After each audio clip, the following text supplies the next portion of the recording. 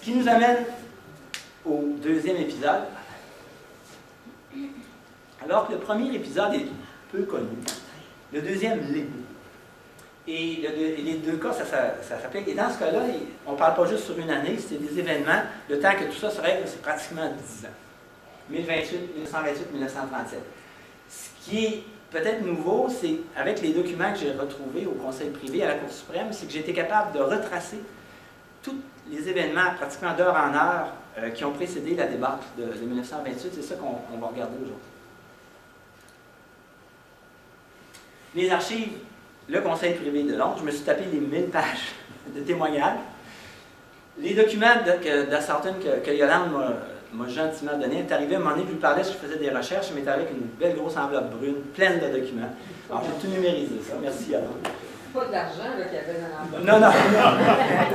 Pour moi, c'était comme si. C'était vraiment, ça valait ça. Des journaux d'époque. Ma maman ici présente, qui était une témoin de l'événement, vous allez voir. Et la Société d'histoire qui a gentiment prêté les photos qu'on va voir. Alors, on va revenir en arrière, le 7 avril 1928, la veille de la débâcle. À cette journée-là, il y a une personne qui est très préoccupée.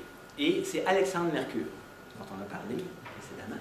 Là, c'est beaucoup plus d'années plus tard. Il n'est plus maire. Là, il a pris sa retraite. En fait, c'est son garçon maintenant qui s'occupe de ses affaires. Mais il est très près de son garçon. Et avant d'aller plus loin, on va regarder un petit peu où Mercure il est. Alors ça, c'est une photo aérienne de ce qui s'appelle à l'époque le village Vassal, prise en 1926. Alors pour vous aider, j'ai mis les noms des rues. Ici, vous avez le boulevard Mercure, ici, on voit le boulevard Mercure, la rue Salani, ici, la rue Lindsay, la rue Brock, la rue Poirier et la rue du Moulin.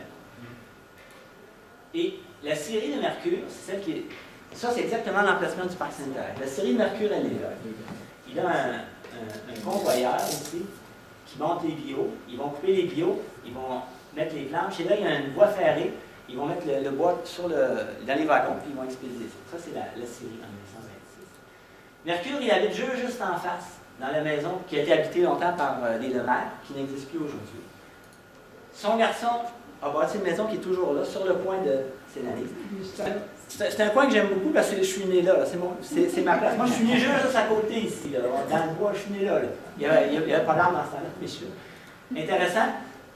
Micheline, qui est ici, elle a habité ici la résidence du Chêne. La résidence du Chêne.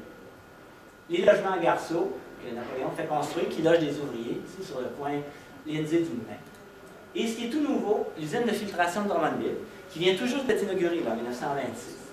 Et l'eau est accumulée dans cette colonne-là, qui est un château d'eau, qui permet de garder la pression, surtout pour les incendies, entre autres, c'est le réservoir de la ville. En 1927, l'année précédente, c'est une raison pour laquelle Mercure est préoccupé, il a été inondé. Vous voyez, ça c'est son installation qu'on a vue là-haut. Et au point que ça a vraiment empêché les opérations. À partir de ce moment-là, à toute fin pratique, la série ne fonctionne plus, à partir de 1927. Et là, il a commencé à se monter un dossier parce qu'il poursuit la Southern Canada Power. Mon grand-père est l'avocat de la Southern. Il le poursuit.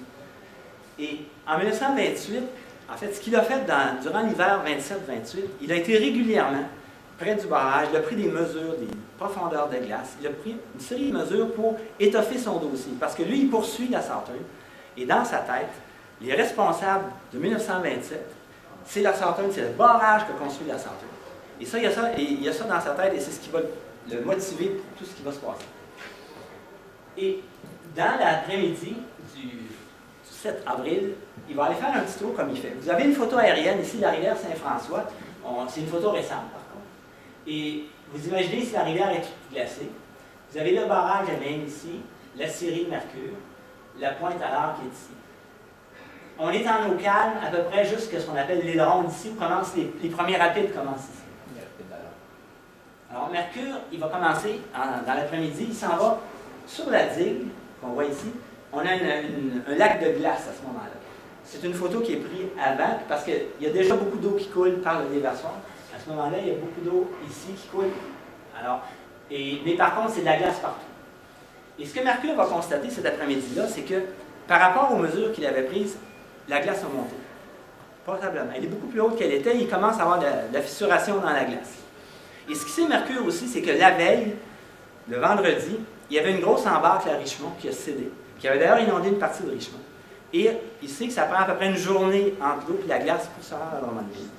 Alors, il commence à penser que probablement que la glace a commencé à monter, c'est parce que la débarque de Richmond doit s'en venir. Alors, il se dit, je vais aller voir un peu plus haut. Alors il va suivre le chemin alors, il va se rendre vers les Landes, et là, il constate qu'il y a une immense embarque d'à peu près 20-24 pieds de haut. Imaginez, il y a 24 pieds d'eau de glace, c'est comme la pièce ici. Et ça bloque tout l'eau, et ça a pour conséquence, évidemment, ça a inondé la Pointe-à-l'Arc. C'est pour ça que Yolande raconte d'ailleurs cette histoire-là dans son livre.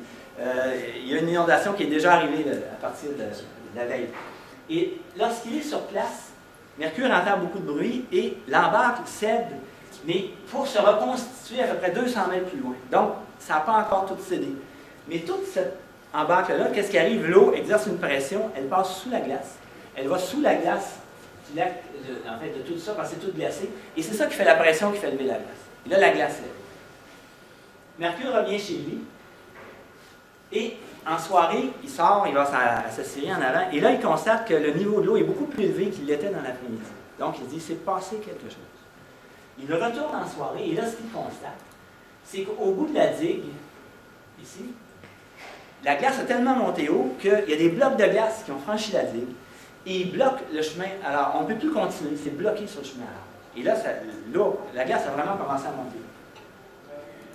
Il revient chez lui. Et là, on est le lendemain matin. C'est le jour de Pâques.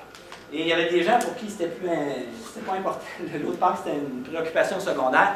Une personne qui est très préoccupée, en plus d'Alexandre Mercure, mais là pour le c'est l'assistant gérant de la centrale électrique du barrage à Minuit, qui s'appelle John Dunfield. Dunfield, quand il se lève le matin, parce qu'il y avait tout près, il constate la même chose que Mercure. Il voit que la glace est très élevée. Et ce qui l'inquiète, lui, c'est que la glace est très près du barrage, ici. Ici, la glace est un peu en bas de la hauteur des fenêtres. Donc, si jamais la glace monte encore plus haut, ça va rentrer dans la centrale. Là, l'eau et l'électricité, ça fait pas très bon ménage. Alors, John Field, ce qu'il fait à ce moment-là, il va aller au même endroit que Mercure a été, mais par l'autre rive. Il va en camion et il traîne avec lui 2 charges d'explosifs. Un explosif, on appelle ça du thermite en anglais, thermite en français. C'est pas de la dynamite, c'est un explosif à base de poudre d'aluminium et de magnésium, je pense. Et ça réagit au contact de la glace et de l'eau. Et selon les études qu'a faites Dunfield, c'est un explosif qui est indiqué pour justement faire exploser des amas de glace, des embarques. Dunfield va s'approcher de l'embarque ce matin-là, et vers 10h30, il va déclencher une explosion. Une première explosion. Mais rien n'y fait, l'embarque ne cède pas, il est toujours là. Il se déplace. Il se déplace un petit peu en aval. Et à 11h30, il déclenche une deuxième explosion. Toujours rien. Il n'y a rien qui bouge. La glace est intacte, sauf c'est toujours le même problème. Le niveau est très élevé et lui, il a peur pour sa centrale. Sur ça, il revient, on est sur l'heure du midi, il revient pour aller dîner chez lui. Et en après-midi, il fait venir une voiture à cheval, un nommé Pierre Arguin qui vient de la ville. Et là, il retourne avec ses hommes, et cette fois-ci, il va aller de l'autre côté. Ce qui fait qu'il part vers 1h. Il commence d'abord par aller du côté de la digue. Mais pendant ce temps-là, à Québec, à la gare du Palais, il y a un train de passagers, le train numéro 45, qui fait le trajet Québec-Montréal, quitte à 13h20. Il est supposé passer à Drummondville vers 4h15, 16h15. À bord, il y a le mécanicien, en fait, le mécanicien, l'ingénieur du train, celui qui dirige le train, Marvin Houston. Un chauffeur, celui qui met le charbon dans la chaudière, John Atherrington. Il y a 3 employés en congé. C'est important parce qu'ils vont avoir un rôle à jouer bientôt. Raoul Tivierge est un employé de messagerie du CN qui est en congé. Il voyage avec sa jeune épouse et il y a un petit bébé avec lui. Victor Blanchard, c'est un conducteur de train du CN qui est en congé. Alexandre Drolette, c'est un employé de Pointe-Saint-Charles, de l'atelier de réparation des locomotives à Pointe-Saint-Charles à Montréal. Donc, eux autres, ils connaissent ça, le train. Ces 3 générations. Et comme c'est des employés du CN, ils voyagent aux frais de la princesse, donc ils en profitent. Donc, le train part à 13h20. On va faire une petite chronologie de l'histoire en après-midi.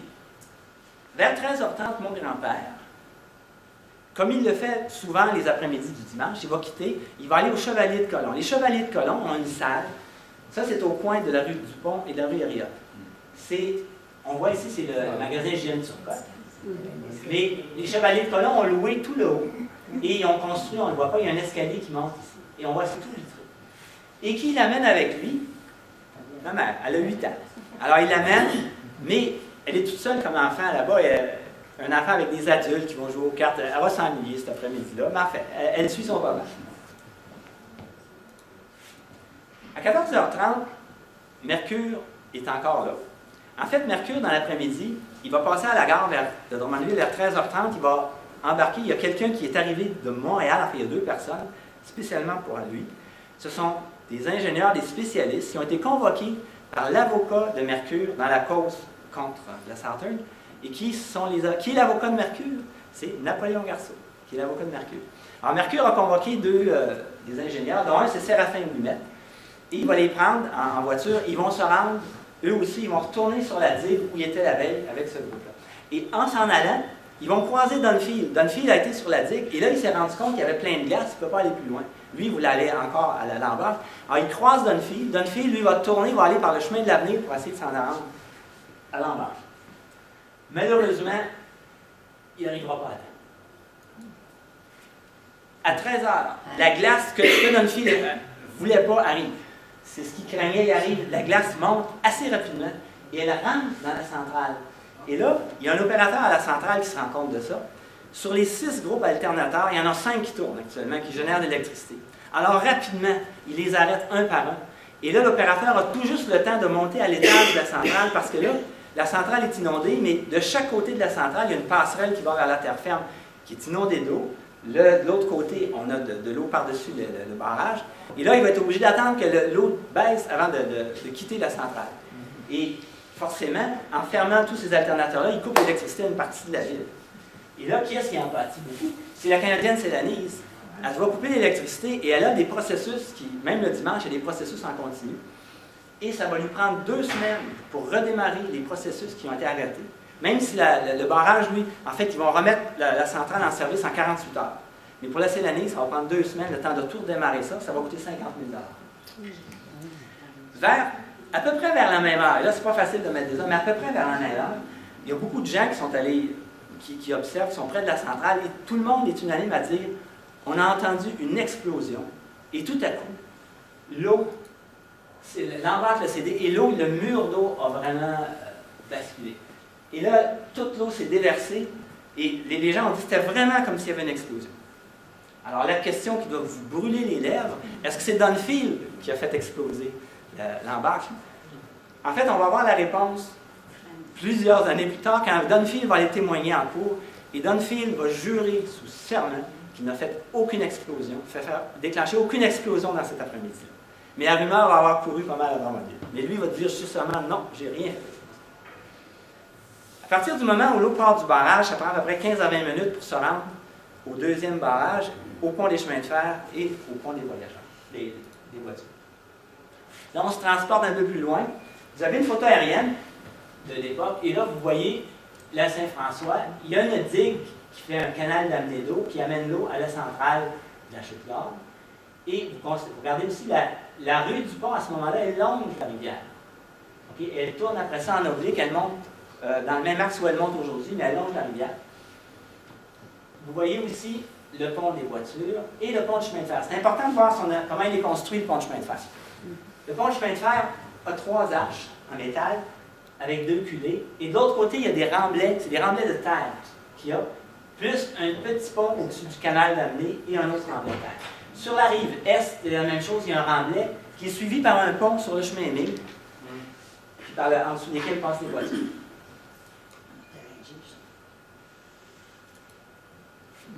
On est vers 13h30, à peu près vers 5h, 3h30 dans l'après-midi. Maman, qui s'ennuie cet après-midi-là, elle décide d'aller à l'arrière de la salle, ici. Elle va à l'arrière, vous voyez ces grandes fenêtres-là, il y en a en arrière. Elle va en arrière et elle voit vers 3h30, elle voit l'eau qui commence à monter dans ce qui va devenir le parc, mais qui est un champ. Et ça, c'est quelque chose, c'est la première fois qu'elle voit ça. Et elle va tout de suite aller prévenir son papa, elle va dire, écoute, Viens voir, papa, il y a de l'eau. Alors, mon grand-père Joseph s'en va en arrière, puis là, tous les hommes le suivent, et là, il voit vraiment que la débâcle est lancée. Et là, c'est anormal. Je pense que la dernière fois que ça s'est produit, je pense que c'est en 1913 que l'eau est montée comme ça dans la part. Et tous les hommes vont quitter rapidement la salle. Maman va retourner chez sa mère. Ils vont aller se rendre, eux aussi, près du pont pour aller voir la débâcle. Là, je vous fais une photo aérienne d'aujourd'hui, c'est pour justement que vous le voyez un peu.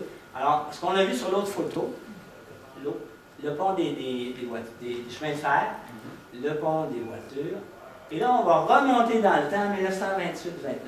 Ça, c'est une carte de 1929 où vous allez voir les anciennes et les nouvelles infrastructures. Anciennement, avant la débâcle, la route, le chemin Heming, il passait tout près de la rivière. Après ça, il a été reconstruit dans cet axe-là. Ça n'a pas été construit. Le lotissement, ça n'a jamais été réalisé, ce lotissement. Sur l'autre rive, ça, c'est la rue du Pont, telle que vous avez vu sur l'autre photo. La nouvelle rue du Pont va être reconstruite en S. Elle va longer telle qu'elle est aujourd'hui. Et ici, les remblais de terre, il est ici, un remblai de terre ici, et il y a un autre remblai de terre. Une personne qui va jouer un rôle vraiment important. Malvina Martaillon. Elle habite, elle, tout près de la Saint-François, à peu près dans ce coin-ci. Cet après-midi-là, c'est l'après-midi de Pâques, et elle reçoit la visite de sa sœur qui est venue voir les enfants, les deux filles. Et dans l'après-midi, une des filles va jouer dehors, et elle s'amuse à mettre un petit bâton sur le bord de la rivière, là où l'eau finit, puis la terre commence. Et là, vers 3 heures, elle retourne, et elle se rend compte qu'elle est obligée de reculer à toutes les 5 minutes, elle recule son bâton. Et là, elle a vraiment reculé loin, elle va chercher sa mère, elle dit « Maman, regarde-le. » Et là, Malvina, qui a déjà connu des inondations, se rend compte que à la vitesse où l'eau monte, il y a risque pour eux. Donc, ils vont évacuer la maison. Et là, la première idée, c'est d'aller se réfugier sur un endroit en hauteur. Et l'endroit en hauteur, le plus proche, c'est le remblai pour le chemin de fer. Donc, ils vont aller se réfugier dans ce coin-ci. Pendant ce temps-là, il y a 2 jeunes hommes qui habitent, en fait, qui sont dans l'après-midi, qui passent l'après-midi dans un chalet, nommé Armand Guévremont et Henri Marie. Alors, ils sont dans un chalet du même côté que Malvina. Et eux aussi, à peu près en même temps que maman, quand ils ont vu l'eau passer, ils voient que l'eau monte et les blocs de glace passent. Et là, vraiment, pour eux, c'est la débâcle. Et là, les 2 jeunes ont une idée. On va aller voir la débâcle sur le pont des Chars. Alors, ils vont marcher, ils vont se rendre rapidement. Ils vont monter sur le pont des Chars pour aller voir la débâcle. Ils connaissent très bien quand même l'horaire des trains parce que le prochain train ne passe pas avant 4h15. Fait on a le temps de... Avant 4h, on va débattre. Alors, ils sont sur le pont des Chars et ce qu'ils constatent, l'eau, le niveau d'eau est tellement élevé qu'il est à peu près 3 pieds sous le tablier du pont. Alors, si vous allez sur le pont actuellement, le pont des voitures, vous regarderez le pont des chemins de fer, imaginez l'eau à 3 pieds de ça. Ça va vous donner une idée de la hauteur de l'eau. C'est vraiment un déchaînement total. Bien, 3h30 à peu près, là, on va aller dans le train. Raoul Tivierge, dont je vous ai parlé, qui est l'employé des messagers. Il décide d'aller fumer une pipe avec ses amis qui sont en devoir dans le wagon de bagages, qui est le wagon qui est tout de suite après la locomotive, puis le wagon qui a le tender qu'on appelle le charbon. Alors, il quitte sa femme, il dit « Ce sera pas long, je vais aller fumer avec les amis. » Alors, il s'en va à l'avant du train et il va passer le restant de la prochaine heure avec ses collègues, qui eux sont en devoir. Pendant ce temps-là, Séverin Pinault. Séverin Pinault, c'est un agent du CN, mais il est en congé cette journée-là. Normalement, en semaine, il travaille à la gare, il est en congé, il habite sur la rue Bérard. Alors, la rue Bérard, il dit. Alors, il est assis dans son salon, et qu'est-ce qu'il voit? Il voit du monde dans sa rue qui passe, qui s'en vont tous vers le bout de la rue. Il dit, mais qu'est-ce qui se passe? C'est un cul-de-sac, il ne peut pas aller nulle part. Alors, la curiosité aidant, il sort dehors, il suit tout le monde. Il va se rendre au bout de la rue Bérard, et là, comme tout le monde, il va constater là, que la débâcle est bien là et l'eau est très haute. Et ça l'inquiète un peu. Sur le coup, il pense que ce n'est pas suffisamment grave pour emporter le remblai, mais il dit « J'ai vraiment trop peur, je vais aller faire arrêter le train, puis on va aller inspecter ça comme il faut avant de faire passer le train. » Alors, il revient rapidement en courant. Il revient chez lui, sur la rue Bérard. Il va téléphoner à l'agent de voir à la gare du CN. L'agent de voir lui dit « Peux-tu appeler Saint-Cyril, qui est la prochaine gare avant d'arriver à Drummondville, et demander à l'agent de Saint-Cyril qui arrête le train avant qu'il arrive à Drummond. » Alors, immédiatement, l'agent de voir prend son télégraphe, télégraphie à la gare de Saint-Cyril, et là, il se fait répondre Je peux pas, le train vient juste de passer la gare, je ne peux plus l'arrêter. Il n'y a plus aucun signal qui permet d'arrêter le train après ça pour aller à Bonneville. Dans ce temps-là, il n'y a pas de radio dans les trains. Il y en a eu après la Deuxième Guerre, mais dans ce temps-là, on ne peut plus communiquer avec un train en mouvement.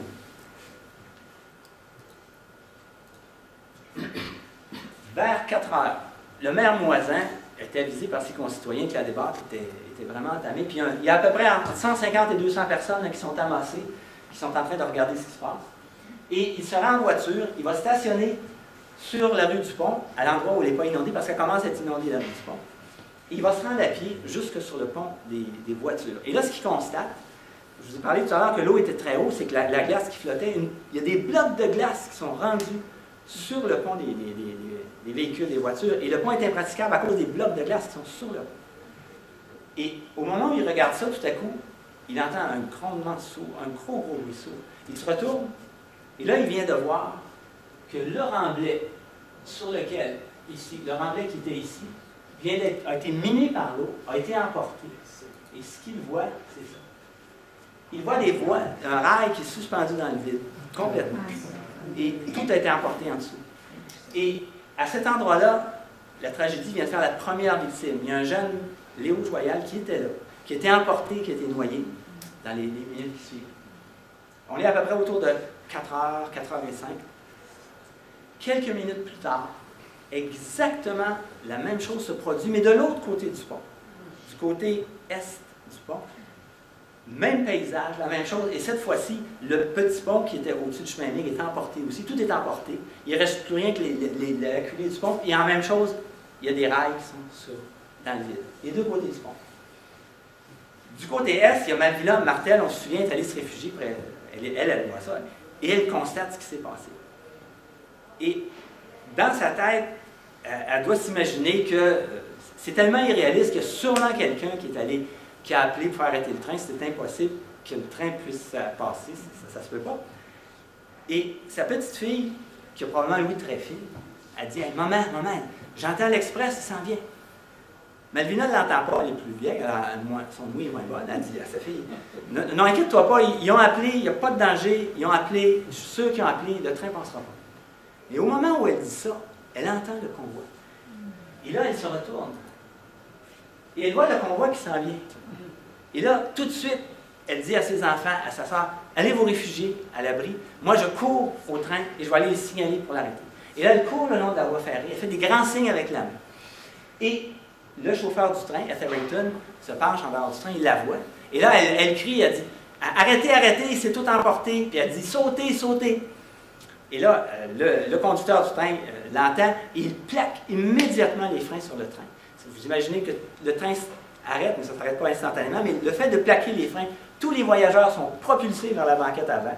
Là, plusieurs ont des blessures, mais pas trop graves. Mais un train, ça n'arrête pas sur un dissel. Etherington, lui, il suit les conseils de Malvina, il s'installe sur le bord du train et il saute. Mais comme le train est en mouvement, au moment où il saute, pendant sa chute, il est déporté. Et quand il tombe sur Malvina. Ils s'écrasent tous les deux à terre. Heureusement, ils ne sont pas blessés. Le conducteur du train, lui, reste en place parce qu'il veut tout faire pour que le train arrête. Alors, le train ralentit. Et vers la fin, il ne va pas vite, là. Mais malgré tout, il n'est pas capable d'arrêter. Il arrive au-dessus du remblai. La locomotive tombe à l'eau. Le wagon de messagerie tombe à l'eau. Le wagon de passagers, le premier wagon de passagers, lui, va basculer, mais il va tomber à 45 degrés. Les passagers vont être capables d'évacuer par l'extrémité. Le wagon de messagerie va être noyé très rapidement. On se rappelle, il y a 2 employés en devoir, puis il y a aussi Tivierge qui n'est pas en devoir. Robin et Tivierge vont se noyer. Hébert réussit, lui, à nager vers l'avant du wagon. Et lorsque le wagon est tombé, il y a un choc qui a fait ouvrir la porte en avant. Il a réussi à sortir, à mettre la tête dehors, à respirer. Il y a un garde, il y a un rail avec une échelle, il s'en sert pour monter sur le wagon. Et là, nos 2 amis, je vous ai parlé, Guy Vremont et Marie, qui sont tout près, sur le pont des chars. Eux autres, ils ne pouvaient même plus partir parce qu'il n'y avait plus de remblai. Ils vont le sauver, ils vont sauter sur la glace en mouvement, ils vont aller le chercher sur le wagon, ils vont l'empoigner, le prendre. Ils vont réussir à le ramener sur la rive. Heureusement, Hébert n'aura pas de blessure, il va s'en tirer très bien. Malvin Houston, lui, lorsque la locomotive tombe, il est propulsé contre la chaudière en avant, il va avoir des fractures graves et surtout il va être brûlé, très gravement. Dans le train, les deux autres employés qui sont en congé, mais qui travaillent pour le CN, il y avait Alexandre Drolet et Victor Blanchard, eux ont le réflexe, on va aller sauver le chauffeur du train. Et là, ils vont amener de leur wagon, vont traverser le wagon de passagers, sauter par-dessus le wagon de messagerie, et ils vont aller dans la locomotive chercher Malvin Houston. Et là, Houston, qui est blessé gravement, il sait qu'il est blessé gravement.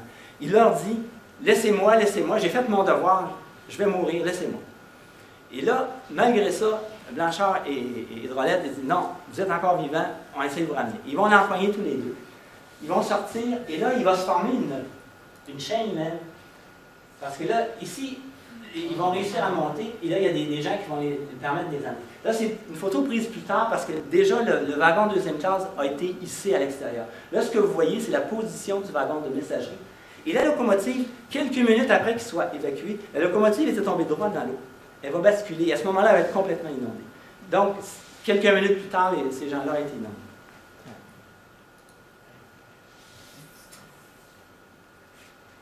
Le lendemain, parce qu'il a fallu prendre beaucoup de temps, les gens vont aller récupérer les corps. Maman, qui est ici présente, me disait qu'elle était retournée le lendemain. Et ce qui l'avait frappé, c'est qu'elle voyait des gens avec des pics qui cassaient la glace. Parce que ça a pris très longtemps avant d'aller rechercher les corps, parce qu'ils étaient entourés de glace qui était prise. Alors, il a fallu qu'ils cassent toute la glace avant d'aller récupérer les corps de Thivierge et Jobin.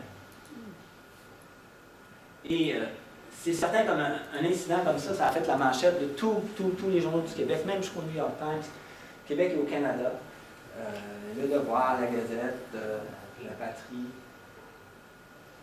Et l'héroïne du jour, c'est Malvina Martel-Grondin. Elle va recevoir en février 29 une médaille d'héroïsme. Et le CN va lui donner une récompense de 600 $. Parce que n'eût été de son acte, il faut imaginer qu'il y aurait eu beaucoup plus de personnes qui auraient payé. Ouais. Le CN va se mettre en branle. D'ailleurs, au moment où la voie est coupée, ils sont obligés de détourner tous les convois par la rive nord, ce qui complique et rend la tâche beaucoup.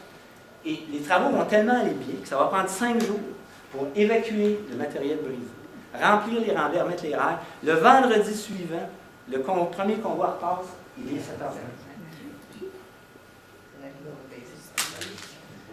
Alors ça, c'est l'événement. Quand je vous parlais des conséquences, bien là, on y arrive. Une situation comme ça, là, ça va créer d'énormes dommages et une vague de ressentiment et de poursuites, parce que tout le monde croit la Southern Canada Power responsable. Le CN a eu des dommages à ses infrastructures, mais il y a tous ces gens-là qui ont été inondés. Souvent, ce sont des propriétaires riverains, dont Pancras Allard qui a été inondé. Ils vont tous poursuivre. Et c'est mon grand-père qui va défendre la Southern pour toutes ces causes. Sauf pour la cause de Pancras Allard qui va se jouer à la Commission des services publics. Mais pour les autres, c'est mon grand-père. La cause la plus importante, c'est lorsque le CN poursuit la Southern Canada Power. Le montant est très élevé et aussi c'est l'importance parce qu'il y a des pertes de vie humaine. De sorte que ce que mon grand-père va faire comme stratégie, c'est qu'il va voir les juges de toutes les autres causes. Il va leur demander de suspendre toutes les procédures pour régler le cas de la Southern. Le roi contre la Southern, le roi étant le Canadien national, qui est une société de la couronne. Et l'issue de ce procès-là va déterminer comment les autres causes vont se régler. Donc, tout est suspendu, sauf celle-là. Dans cette cause-là, le CN réclame 81 000 $. Là-dedans, il y a les réparations du train, 43 000 $, les infrastructures, 18 000 $, les frais médicaux, 19 000 $, et la fameuse récompense de Malvina Grondin, 600 $.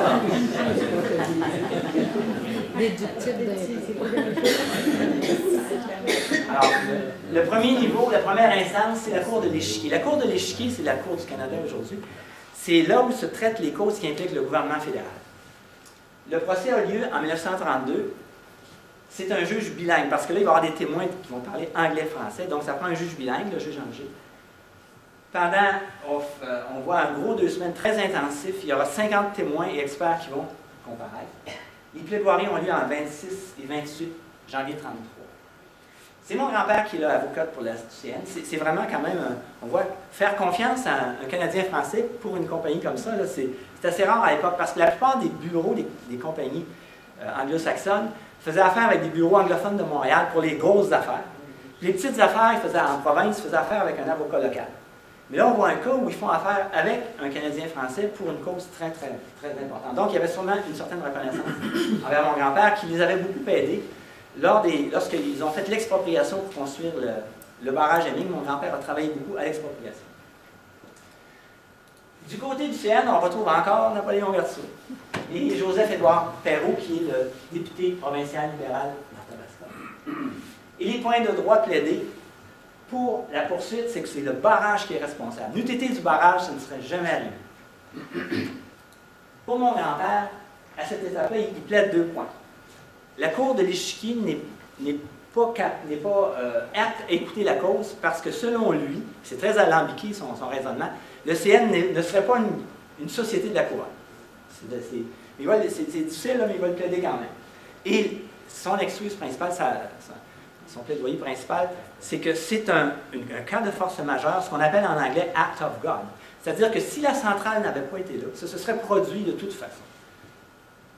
Et pour ce faire, il va faire appel à des témoins experts. La poursuite va utiliser beaucoup Alexandre Mercure, parce que vous avez vu, il avait ramassé beaucoup d'informations. Lui, il se préparait déjà pour poursuivre, pour 1927. Alors, en 27, il est arrivé, puis il a rajouté ses dommages à 28, mais il y avait quand même une bonne expertise, Mercure.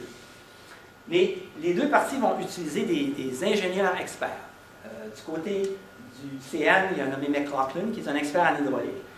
Du côté du Southern Canada Power, la Southern a dit à mon grand-père, je vous donne carte blanche, allez me chercher les meilleurs ingénieurs. Et mon grand-père est allé chercher un trio d'ingénieurs de Montréal. Un de ces ingénieurs-là, c'est Arthur Surveillard. Il a construit le barrage de la Shawinigan. Et Surveillard, c'est le S dans SNC-Lavalin. C'est lui qui a fondé la firme SNC-Lavalin. Donc, c'est un des grands ingénieurs canadiens-français de l'époque. Il va le chercher comme témoin expert. Malheureusement, le juge donne raison au CN et accorde l'entièreté des dommages, sauf le 600 $ de Malvina Martin. Parce que le 600 $, c'était pas vraiment un dommage, dans le fond. C'est un choix arbitraire qu'a fait le CN de le payer, mais pour lui, il ne peut pas invoquer ça, il ne peut pas leur donner 600 $. Mais dans le jugement, il écrit noir sur blanc, n'eût été de l'acte héroïque de cette dame, la facture pour la Southern aurait été beaucoup plus salée.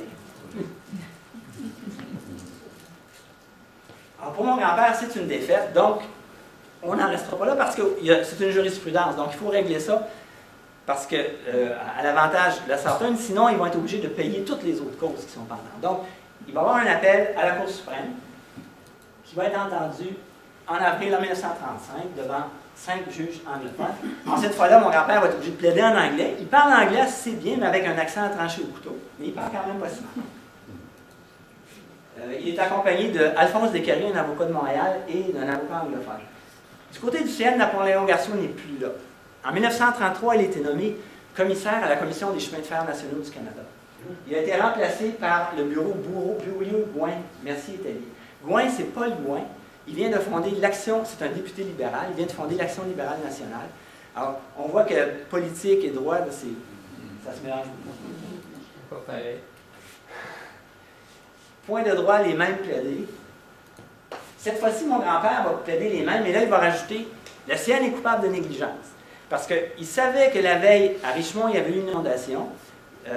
La même chose pouvait se produire à Drummondville, donc le CN aurait dû mettre des gardes pour s'assurer que si jamais un train vient, on l'arrête à terre. Et il a dit aussi que le CN n'avait aucune obligation face aux gens qui ont eu des blessures. Ces gens-là auraient dû poursuivre la Southern directement. Et non, le CN n'avait aucune responsabilité de dédommager les victimes. Et sur ça, il va gagner ses points. Il va gagner l'obligation de ne pas payer les victimes, la responsabilité partielle du CN. Le juge va accorder uniquement les dommages aux voies ferrées à l'infrastructure, mais pas aux trains ni aux passagers, parce que le CN est jugé négligent de ne pas avoir mis des gardes pour surveiller la situation. Et cette fois-ci, ce n'est pas juste un qui n'est pas d'accord, c'est les deux qui ne sont pas d'accord du jugement. Et le CN et mon grand-père, parce que mon grand-père, il veut faire exonérer la Southern. Il faut avoir zéro responsabilité, parce que le moindrement qu'elle a une part de responsabilité, ça veut dire que sur les autres causes en cours, il va être obligé de payer une partie des dommages. Et là, il faut aller faire appel au conseil privé, mais là, on n'est plus au Canada, on est à Londres. Donc, mon grand-père prend le bateau, le fameux 8 juin 1937, la date que j'ai trouvée dans la pamphlet. Vous voyez ici l'Empress of Britain, une photo où il quitte Québec. C'est probablement pas ce voyage-là, mais il quitte Québec, il est pris à la pointe de l'île d'Orléans. Il va jusqu'à Southampton, et après ça, il va à Londres. Et à Londres, la première chose qu'il fait, il va s'acheter un costume, parce que là, il faut s'habiller comme les prédateurs. Alors, il va s'acheter un costume et la fameuse perruque. Ça, c'est le conseil privé dans tout l'ensemble. Évidemment, quand ils plaident, eux aussi ont leur perruque. Ça, c'était pris un peu plus tard en 40. Donc, il y a certains juges qui étaient là, mais pas tous. Alors, il y a 5 lords qui vont faire auditer. Lorsqu'il y a des appels comme ça, les témoins ne reviennent pas. On prend les témoignages des causes, on les transmet aux juges et on crée ce qu'on appelle des factums. Chaque partie va développer les points de droit et va les remettre aux juges. Il va y avoir quand même un plaidoyer qui a lieu. Et c'est toujours la même chose pour la poursuite. C'est le barrage qui est la cause, donc la centaine qui doit dédommager. Et mon grand-père plaide encore là les mêmes points. Sauf que ce coup-ci, le CN a décidé de ne pas demander de dommages pour de compensation pour les gens qui ont été blessés. Parce qu'ils se sont dit, ça va être plus difficile à passer ce coup-ci. On va se concentrer sur les dommages dus à la voie ferrée et tout ça. Et sur ça, le juge va leur donner raison. Donc, 61 000 au CN. Mon grand-père a perdu. Et qu'est-ce qui se passe, évidemment? Toutes les autres causes vont être réglées d'ailleurs à l'amiable. Et la centaine va dédommager tout le monde. Et un des derniers à dédommager, c'est Alexandre Mercure en 1940 qui obtient 5 800 $. C'est quand même mieux, il demandait 40 ou 50 000 $. Ça finit à 5 000. Le grand gagne. Mon grand-père. En 1936, j'ai fait le livre de compte. Il a reçu 3 000 $ d'honoraires pour cette cause-là. 2 000 en 37, 1538, un chèque final de 5 492. Si on soustrait les dépenses de voyage en Europe, 10 163, soit 170 000 $ juste pour cette cause-là. Et là, l'autre anecdote familiale, c'est que cette cause-là a permis à tous les garçons de tous mes oncles d'être éduqués au privé, au séminaire, et à toutes les femmes d'aller au couvent. Ça, c'est ce qu'on dit. Pas tout à fait vrai, genre. Et ça conclut ma présentation.